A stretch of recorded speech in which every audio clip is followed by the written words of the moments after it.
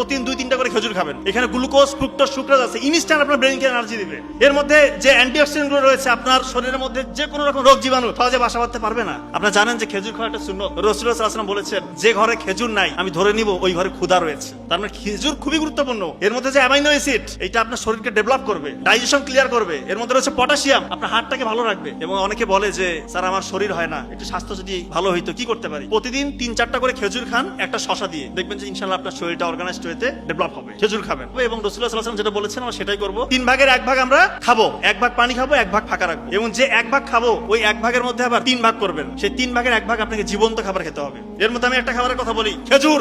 মরুভূমির তপ্ত রোদে বিরূপ পরিবেশে এই যে খেজুর গাছ দাঁড়িয়ে থাকে, সূর্যের প্রখর তাপ এবং পানি নাই, এজন্য সে তার শিকড় গুলো গভীরে পৌঁছে দেয়, ওইখান থেকে খনিজ যে শক্তি সেটা নেয় এবং সূর্যের যে রাসায়নিক শক্তি সেটা সে নিজে শোষণ করে খেজুরের মধ্যে জমা রাখে। এই খেজুর যখন আপনি খাবেন সরাসরি রাসায়নিক শক্তি এবং খনিজ শক্তি আপনার রক্তের সাথে মিশে যাবে। এটা একটা জীবন্ত উদাহরণ। যারা স্টুডেন্ট আছেন আপনারা খেজুর খাবেন, প্রতিদিন 2-3টা করে খেজুর খাবেন।